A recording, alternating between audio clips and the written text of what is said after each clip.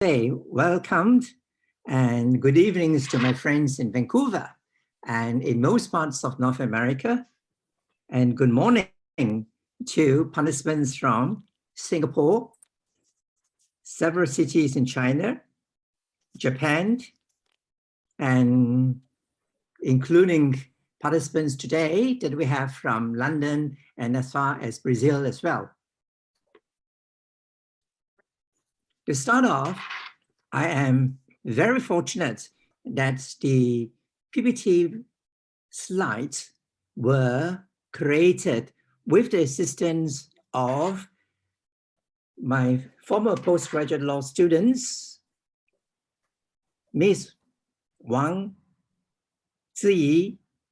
And tonight I have the assistance of teaching assistants, Chen Han and Ian, and both of them are from established law schools. Now, the topic today is simply global shipping crisis. When they have global shipping crisis, we must find out what are the implications for shippers and for seller.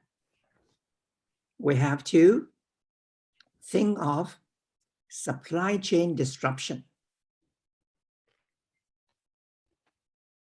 We have to think of the COVID-19 impact. We definitely have to think about energy crisis and supply. Even in Vancouver, BC is an oil producing country. I am only given a specific quantity when I fuel up my gas in a gas station. Then we have to consider freight increase. In certain places, the freight has increased not 2-3 times, has increased something like about tenfold. This is dramatic. This is staggering. Then, of course, we have the trade war problems that are now surfacing and it's getting hotter and hotter. And from a legal perspective, I will touch on marine cargo claims and actions against the carrier. Just to let you know, today, this presentation does not reflect my law firm in Singapore, does not reflect the organizers of these presentations in China. I'm very grateful to them for organizing this. Next, please.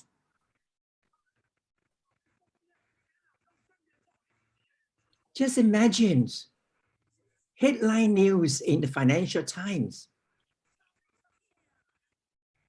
Financial Times or FT is most widely read by business people, by ship owners in every major city. There is a pile of trouble. Ships were rerouted as UK clots up. It is very disappointing to see one container ships from a port in Western Europe going to England.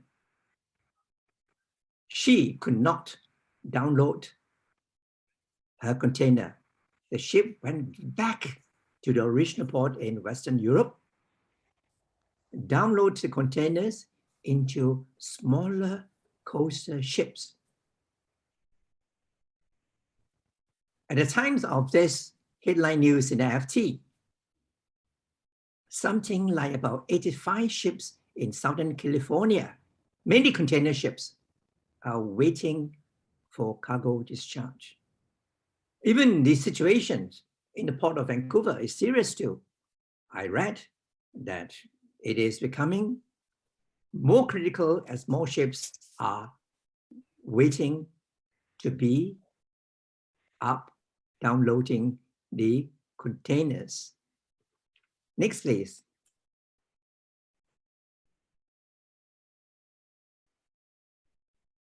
Supply chains disruption. Supply chains disruption is the cause of 1, port congestions and discharge. I already touched on the port congestions in container ports, in major ports.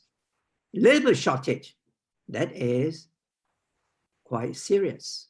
Labor shortage here, I refer to port workers, truckers. And 3, delivery of raw materials and microchips. Microchips today are used in practically every aspect of transportation. And the supply chain disruption will inevitably result in having impact or consequences on international trade. Next, please. Now, this is the headline news, and quite latest. This headline news is actually from a Chinese newspaper in Hong Kong, which I purchased a few days ago in Vancouver. I was asked Ian to give a summary of what contained on the front page of this Chinese newspaper. Hi everyone, my name is Qing Yiyun from ECUPL, and I will summarize this newspaper. The content is: the supply chain problem has caused many domestic merchants to complain. Now it is the biggest Christmas sales season in the year, which has led to multiple increase in transportation costs. And retailers are constantly forced to bear higher transportation costs so that they become unprofitable. Some of the retailers said that the logistics problem stems from China's retention of raw materials. Even if the goods are not produced in that country, manufacturers may still face a great impact on their production because they can't get the material supply.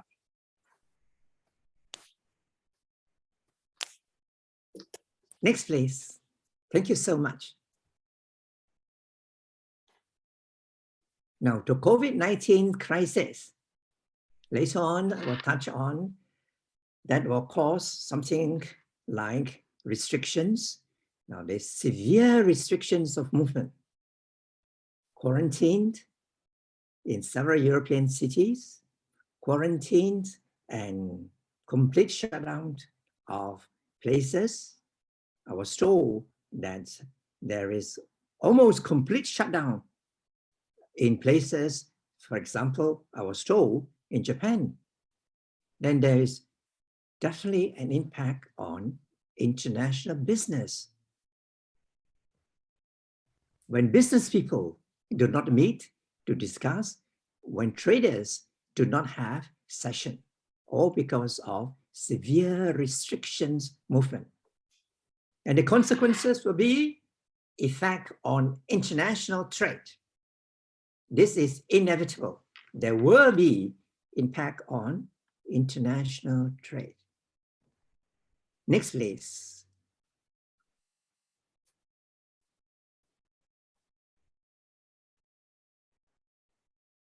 Labor shortage. A few weeks ago, national governments in several countries actually paid out something like 10.5 trillion US to workers. The figure right now is close to 16 trillion. Now, with this financial benefit, with this financial incentive, a lot of workers are staying at home or working from home. What will be the inevitable consequence? Severe labor shortage. Severe labor shortage, especially in the logistics business, container ports, truckers, and people involved in the transportation from warehouse to warehouse, from port of discharge to warehouse. Next, please.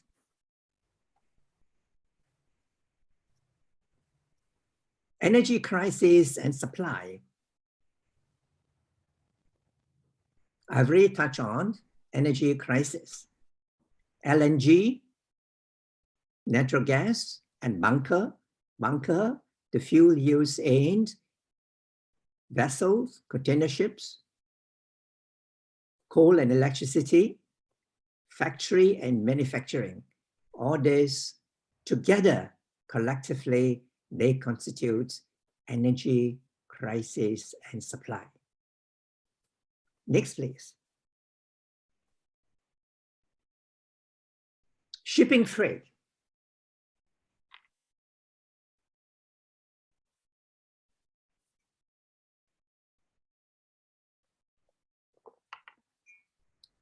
The cost of bunker has definitely gone up. Bunker is now expensive, and this would definitely have an impact on shipping and international trade.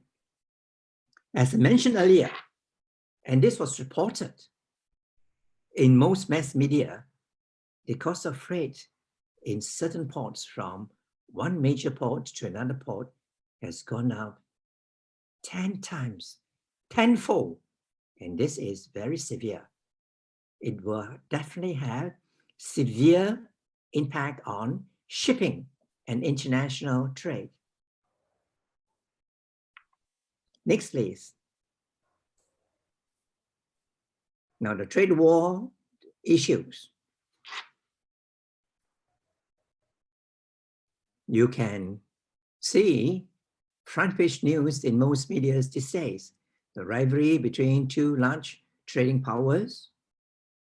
There's a lot of impositions of tariff, and this will make imported goods more expensive than import-export restriction. All this will definitely have an impact on international trade.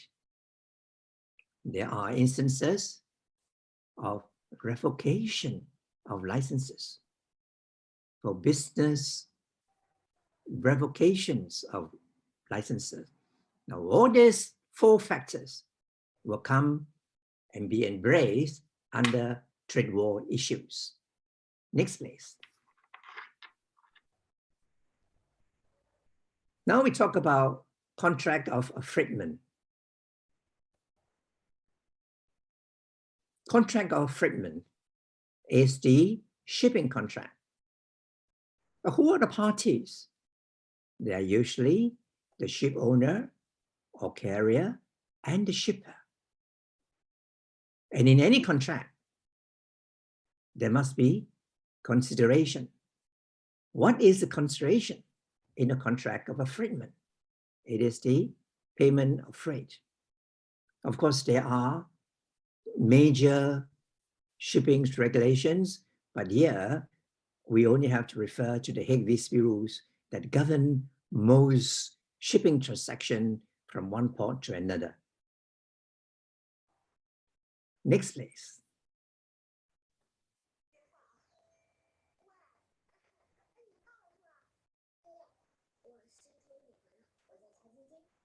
Seller and buyers.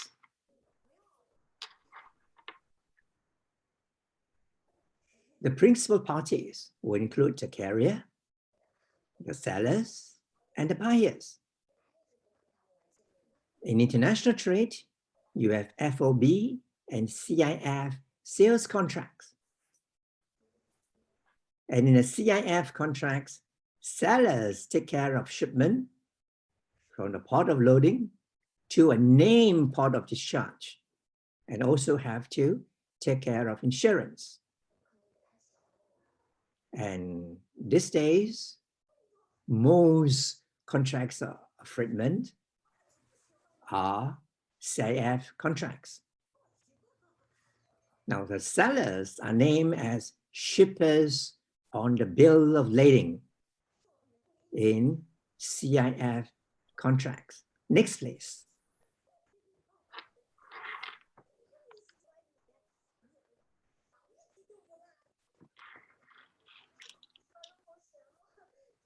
Traditional use of ships.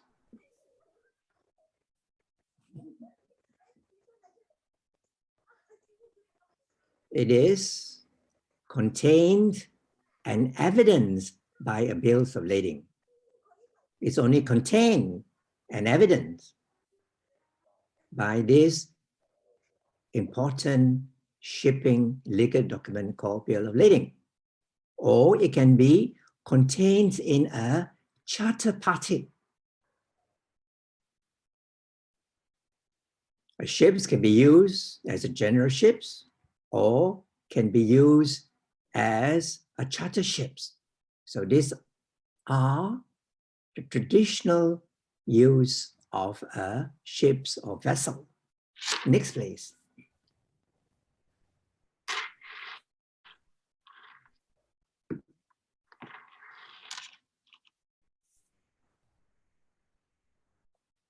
Types of ships. The most common ships, common kinds of ships that you see these days outside major ports, whether it's Singapore, Hamburg, are the container ships. And container ships, you have containers come in two sizes. Then you have tankers for carriage of oil and chemicals. Tankers are important for the transportations of chemical and vessel from Middle Eastern countries to Singapore and to big consumer in Asia. Then bulk carrier is for carriage of grains and cereals and minerals. Then you have refrigerated ships, mainly for food.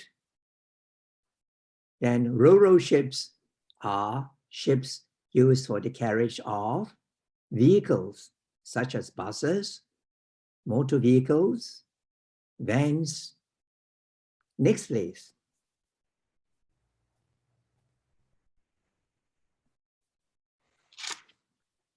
As this is a shipping or maritime lecture, the first things we have.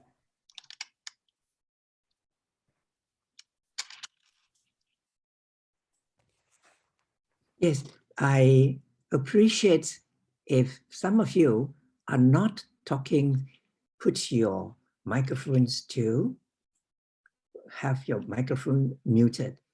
Otherwise, it is difficult to have too many voices.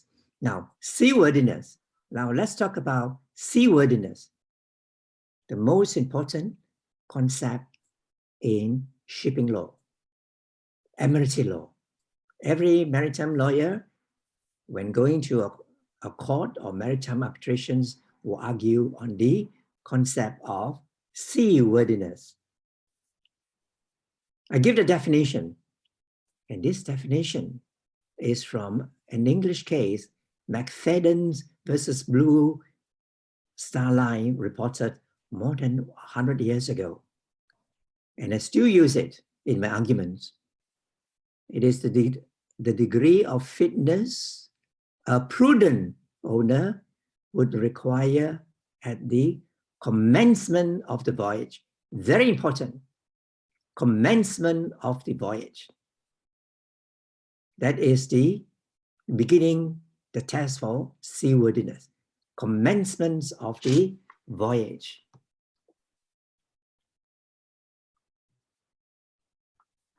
Next, please.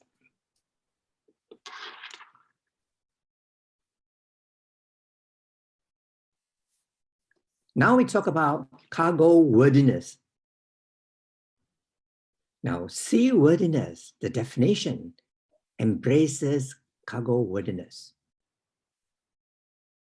Cargo worthiness embraces equipment and storage facilities for cargo storage, equipment of the vessel, and the stowage facilities for carriage of goods by sea. Now, all this will come under cargo ownerships. Next, please.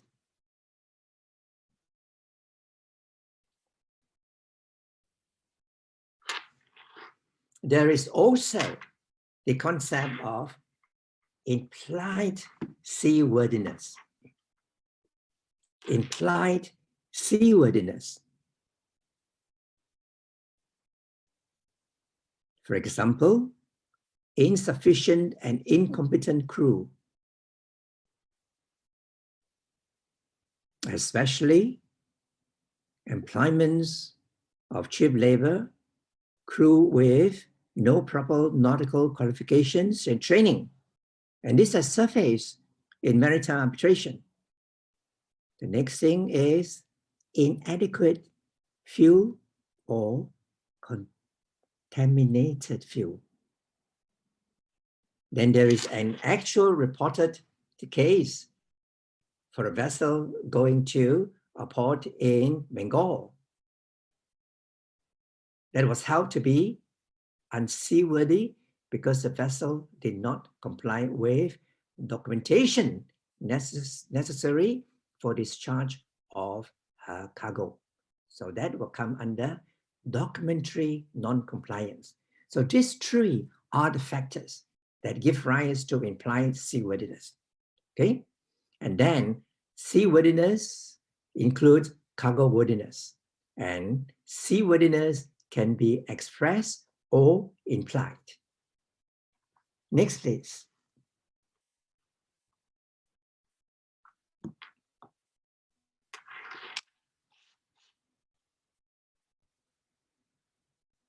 Now we talk about ship owners and carrier.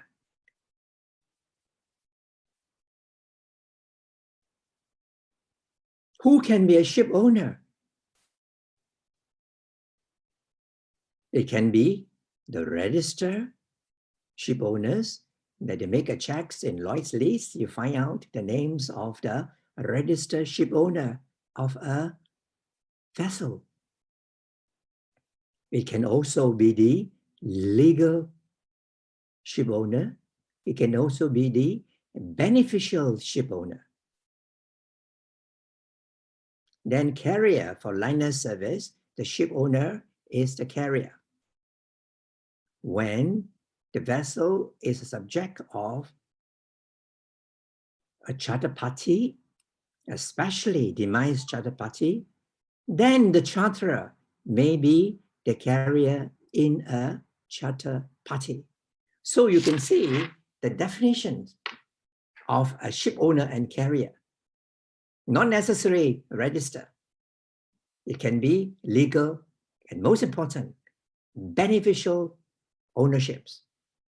As people in the shipping industries know that ships can always be divided into 64 parts. Next, please.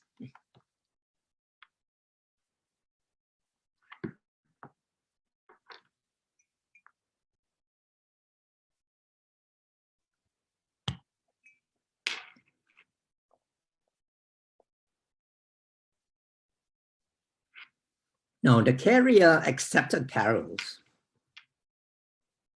Because of the accepted perils, a carrier could be exonerated for causing damage to the cargo. Now, it is contained in charter party or bill of lading that will contain a list of accepted perils.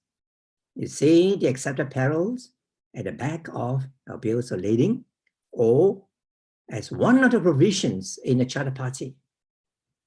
They include perils of the sea.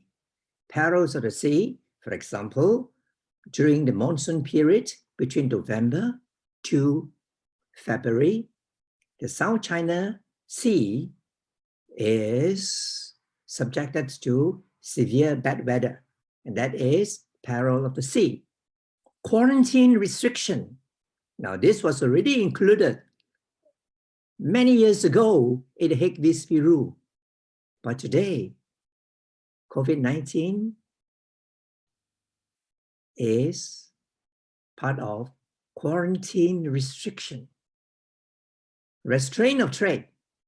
The key word is restraint of trade from whatever cause. You can see all this will give rise to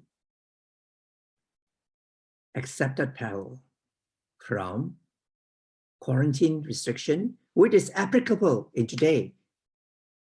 Restraints of trade from whatever cause. So these two factors together, they form part of today's shipping crisis. These two together. Next, please.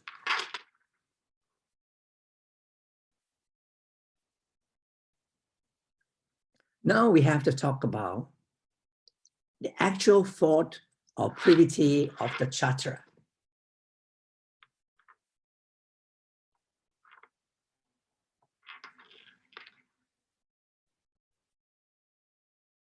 The actual fault or privity of the charterer.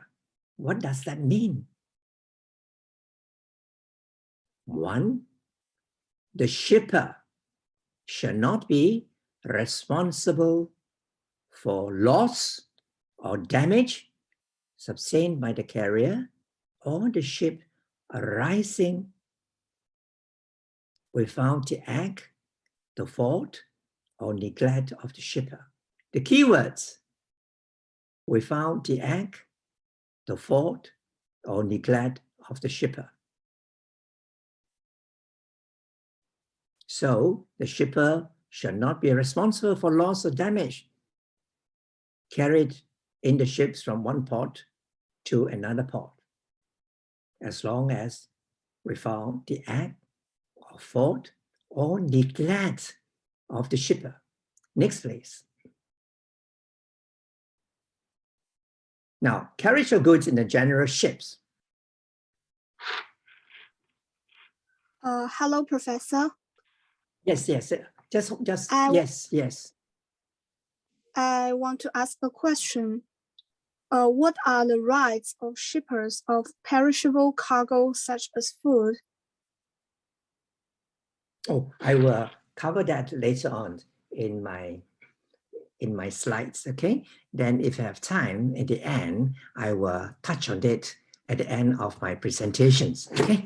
That is a very good question, and I will proceed and give the answer later. Okay, thank you. Okay, now, thank you, Professor.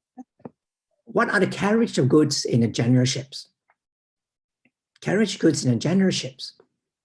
Now, the goods have to, the general ship has to carry the cargoes of any vessel, of any shipper, for that voyage, any shipper. Then the bill of lading, this important shipping document, is issued to the shipper. Now, once the bill of lading is endorsed, the contract of affreightment is between the carrier and the endorsee. A bill of lading can be endorsed, and the contract of affreightment, the contractual liabilities, were therefore between the carrier and the endorsee. That is the situations of endorsement in carriage of goods in a general ships. Next, please.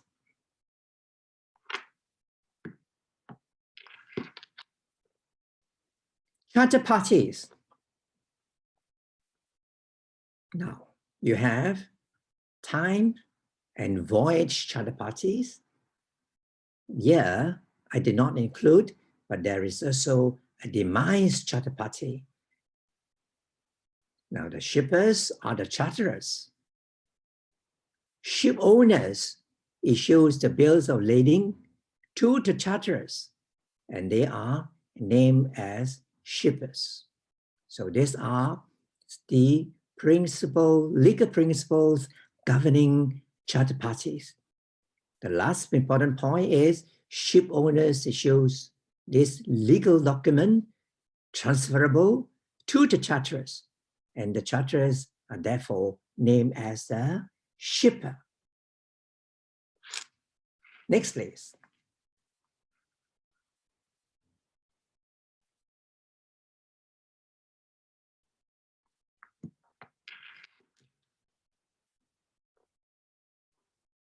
Now, voyage charter parties and CIF seller.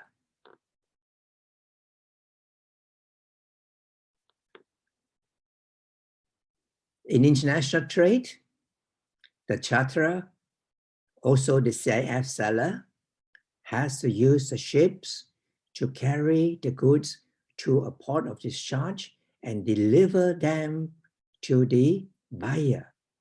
That is the characteristics of a voyage charter parties involving CIF seller, and this is part of international trade.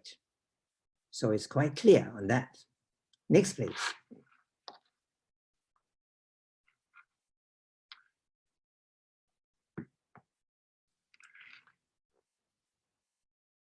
Liabilities of time charterers. The charterers have to bear legal responsibilities arising from perils, from risks out of their control. They have to bear such legal liabilities. Examples include delay, which is now part of the shipping crisis, port congestions due to labor shortage. And this is today's shipping crisis. Adverse weather, fuel costs, as I mentioned earlier, the cost of freight has gone up as high as 10 times, right? The cost of bunker has also gone up.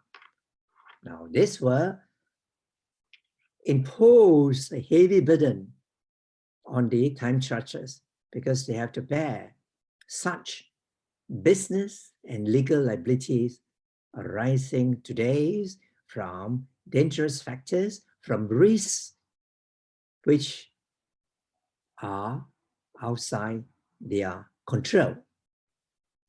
Next, please.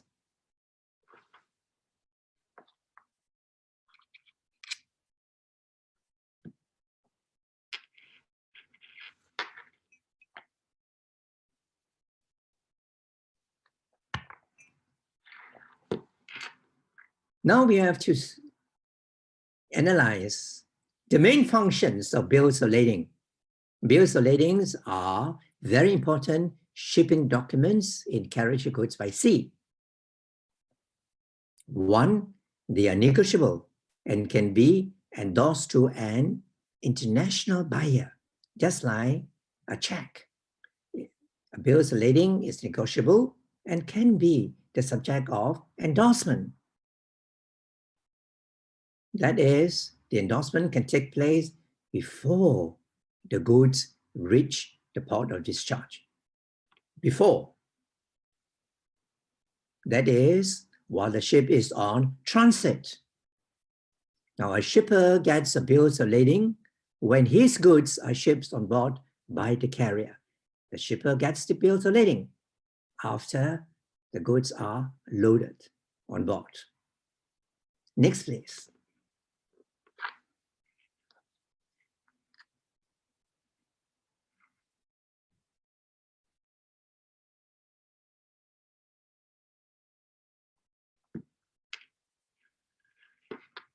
Now, what are the types of bills of lading?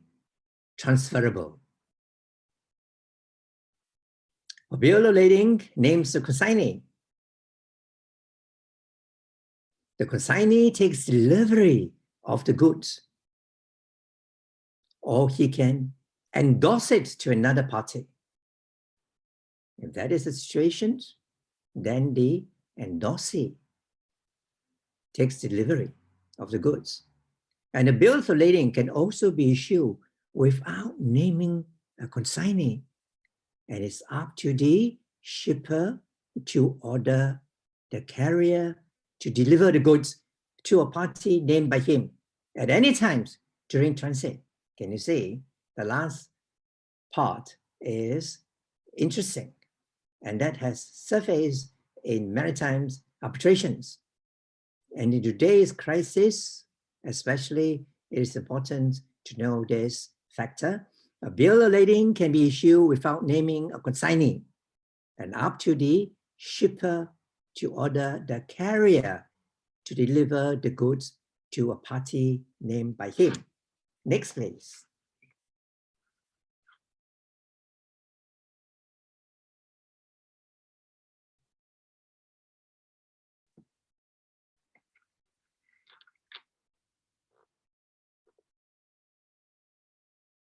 Charter parties and bills of lading.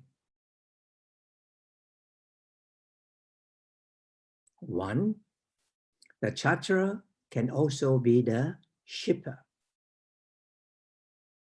And between ship owners and the charterers, always remember this: the terms of the charter parties will always override the bills of lading.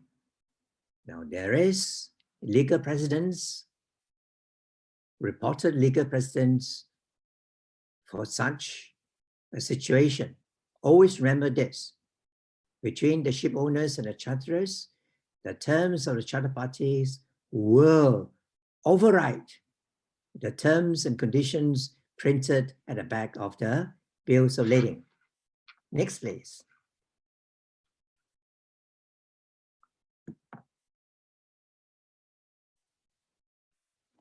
Now we talk about marine cargo insurance. Insurable interest. Marine insurance is divided into hull insurance and cargo insurance. And today we will just focus on marine cargo insurance.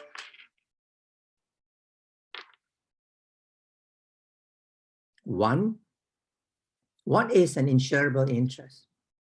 An insurable interest takes place when the interest in the goods and the assured will benefit by the safety or prejudice by any loss or damage to the goods. And that includes the owners of the goods and the consignees. Now, you cannot have any successful marine insurance claims against your marine underwriters without establishing that you have an insurable interest. Insurable interest, as I mentioned before, takes place in either one factor, when you are a beneficiary, as your goods have arrived safely, or you are prejudiced by any loss or damage to the goods. You will benefit if the goods arrive safely. So you need to have these elements of insurable interest to lodge a successful claims under marine cargo insurance. Next, please.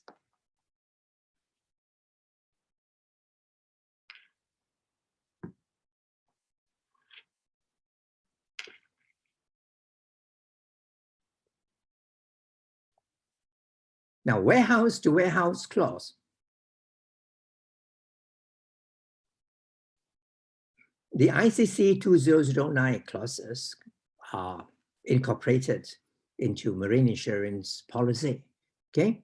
And I don't know what are the subsequent clauses, but the important clause is as follows. The insurance begins when the goods leave the warehouse or storage place named in the policy until arrival at the buyer or the consignee warehouse.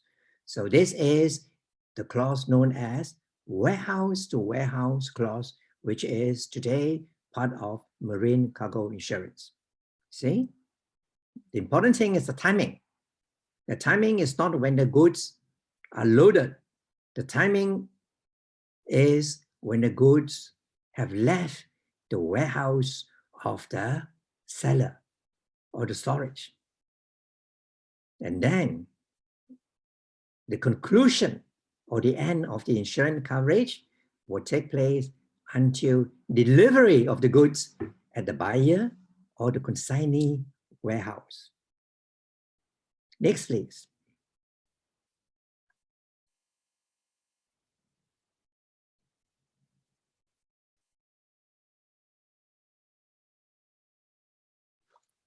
Now, criteria for marine cargo recovery.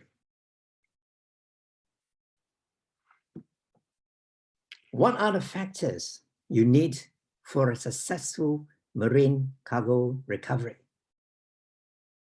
And these factors have gone on for many, many years, whether it's actual maritime arbitrations or actual court case. One, you need to establish the underlying cause of the loss or damage. You have to establish the underlying factor that creates the loss or the damage. Secondly, you need to have the element of fortuities or accident. As I mentioned before, the elements of fortuities is an essential factor for successful recovery. Fortuities, the definition is that your claim or your loss or damage to your cargo is due to an unexpected or unforeseeable factor that is not expected at all. That is called fortuity. Now, the cause of the loss or damage must be due to an insured peril. Insured peril, right? If your goods are caused by a fire due to chemical explosions in one of your containers, is that an insured peril? That you have to consider. Now,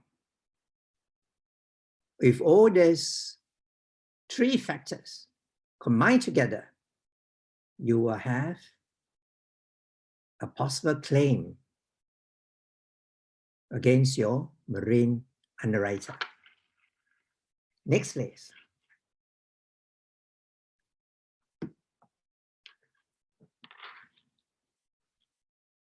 Now, we always have to remember one thing: sue and labor. What is sue and labor? Sue and labor is actually a term that is found in the Carriage of Goods by Sea Act in most common law and civil law jurisdiction. Now, sue and labor include one, expenses incurred for minimizing losses or damage to the insured goods. It is your duty as the insurer to take action to minimize further damage, further losses to your insured goods. If necessary, get a good discharge and place it in an intermediate warehouse. One, action for the purpose of preserving Tambar. Business enterprises will be familiar with commercial transaction. Why? Because in commercial transaction, the Tambar is 6 years. 6 years. But in carriage of goods by sea from one port to another port, the limitation period is 1 calendar year. And of course, in maritime collisions, it's 2 years, but we will not touch on that. Then the legal costs and expenses are recoverable. What is this so-called legal cost? Because you have to institute a writ of summons in a national court in order to preserve Tambar. Tambar can be preserved after issuing a writ of court summons. Not necessary service, but has to be issued. This is your responsibility for preserving Tambal. Next, please.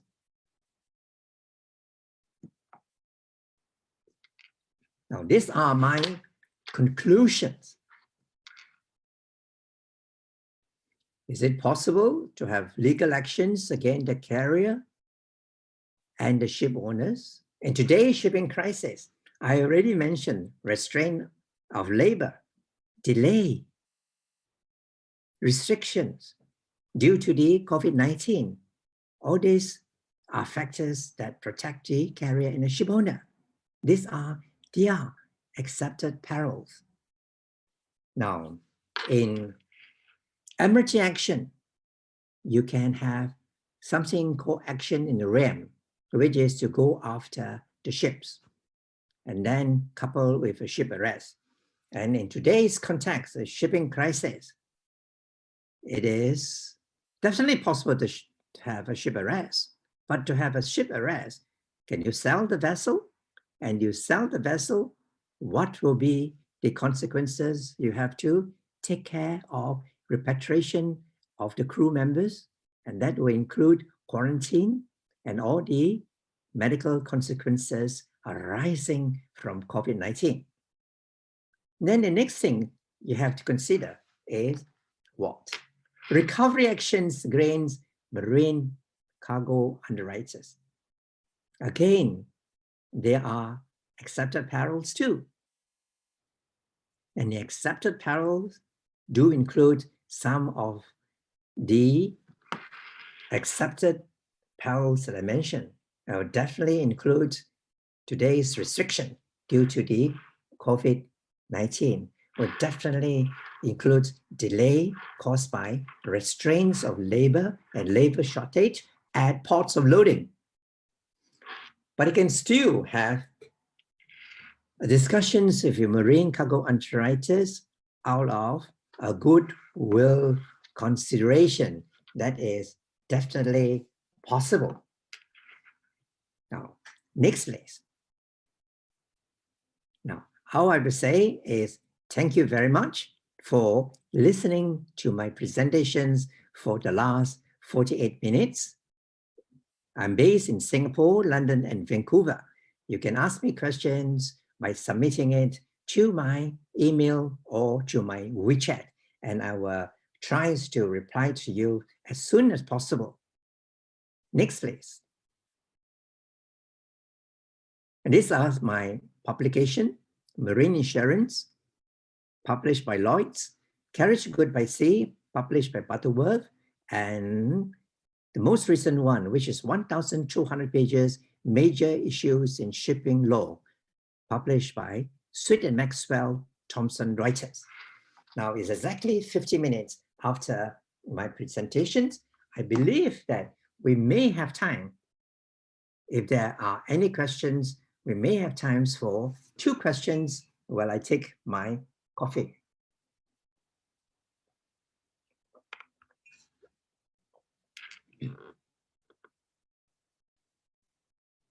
Yes, I think earlier, this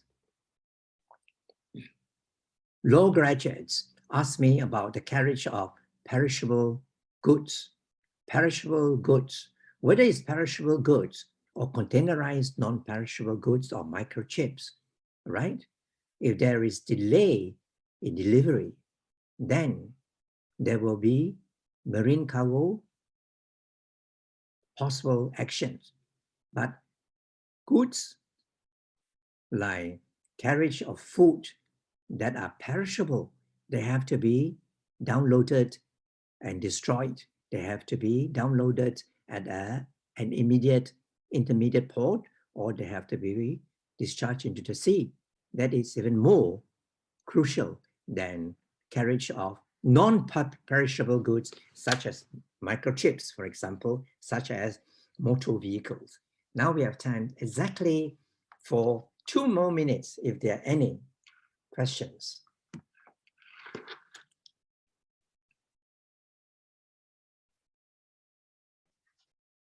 Thank you very much for your seminar.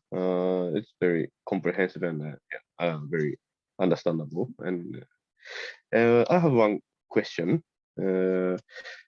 you explained about the implied unseaworthiness, and I'm not. I think it's first time I hear that the inadequate fuel can constitute unseaworthiness. So, but is there any like court case or such issues? Yes. Domo arigatou, Hajimoto-san. Your questions strikes at the heart. The contaminated bunker definitely give rise to implied unseaworthiness, and there is reported case. Now, inadequate fuel has also surfaced in the carriage of goods by coastal vessel. Inadequate fuel, inadequate bunker. And I believe that there are reported cases in Lloyd's List or Lloyd's Law Report or Lloyd's Digest. When I find the case, I will send it to you. Thank you very much. Yeah, and also, I think that I want to see such precedent, but I think that in this case, the relation between the shipper and the carrier, then carrier may be responsible for the consequences. But in terms of the charter party, the time chart, if the vessel is on the time charter, then the owners as carrier can claim that can make a recovery actions against the charterers, even if the carriers was responsible due to unseaworthiness, because well, in such a case that the owners requested the charterers to make bunkering to add bunker, but if the time charterers refuse to add to make bunkering, and then if it constituted the responsibility of the carrier, then do you think that the owners can recover the damage from the charterers? I really think that this will be a subject of common maritime arbitrations in London. The legal disputes, right, arising from a time charter party, we have the carrier, the ship owner, the time charterer, and also for consequences arising out of actual or implied unseaworthiness. I will also send you a case on this. So for this year, Christmas, you're going to read 2 cases from me. Domo arigatou. Now we have Thank you very much. time for that will be your Christmas reading. Any more questions? We have time for one more questions, because in Vancouver right now is nighttime.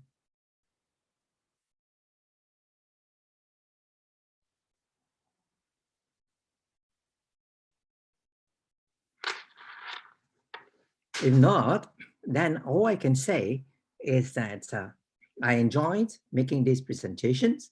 This is a repeat presentations in English using Zoom. The first one was under Tencent meeting, and Tencent meeting does pose some problems for participants in some countries, for example, Vancouver.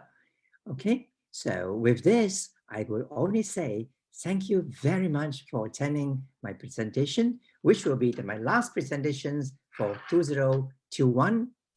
Happy New Year to everyone. 新年おめでとうございます. Good night. Thank you very much. Good night. Bye.